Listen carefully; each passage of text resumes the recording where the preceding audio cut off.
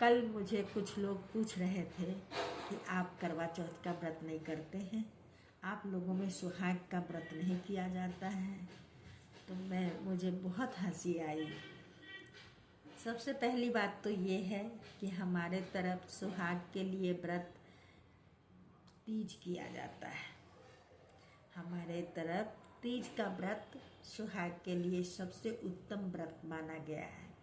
करवा चौथ जो है वो पंजाबियों के लिए बहुत ही शुभ है, बहुत ही अच्छा है।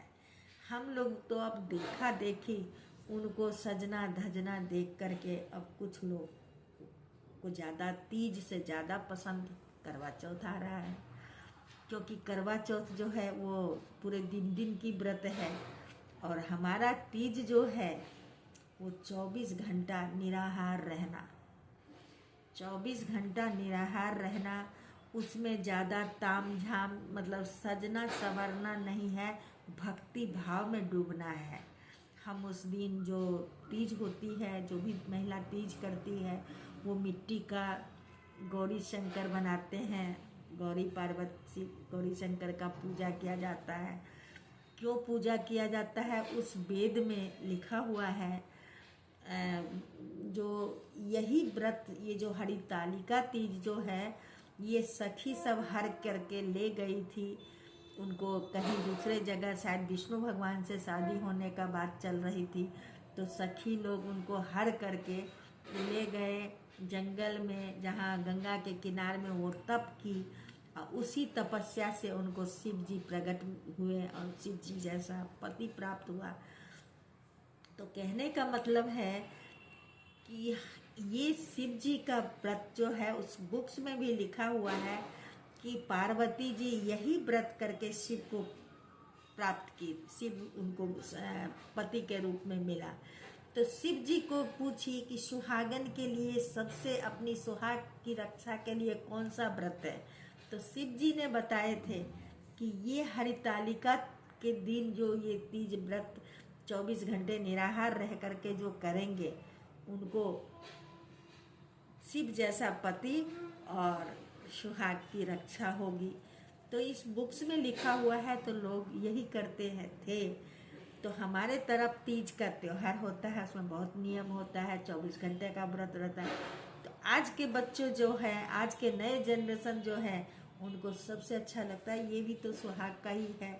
इसमें थोड़ा सजना संवरना, एक दूसरे को देखना ज़्यादा अच्छा लगता है। चलो जो भी हो, दोनों करो, जिसको ये अच्छा लगे ये कीजिए, जिसको वो अच्छा लगे वो कीजिए।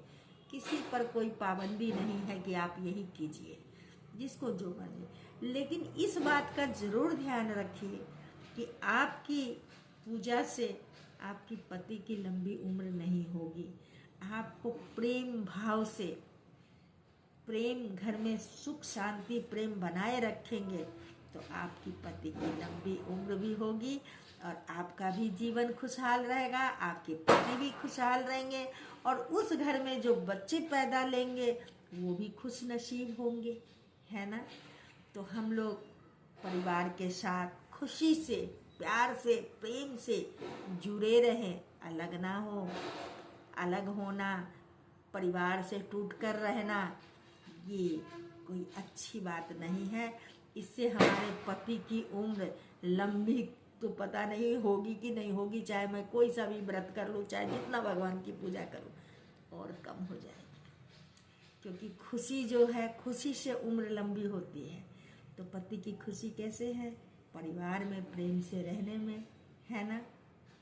तो सभी अपने घर परिवार में प्रेम बनाए रखें। प्रेम में बहुत शक्ति है, प्रेम में बहुत भक्ति है। तो जय श्री कृष्णा, राधे राधे। अपनी सास ससुर, अपने जो कोई माँ बाप के साथ हैं, जो सास ससुर के साथ है, उसमें जिसको भगवान दिख गया कि यही मेरे भगवान हैं, उनको तो कोई तीर्थ करने की जरूरत नहीं। भगवान भी उनसे खुश होते हैं कि इन्होंने अपने माता पिता को भगवान रूपी समझते हैं। सचमुच बच्चे को समझना भी चाहिए।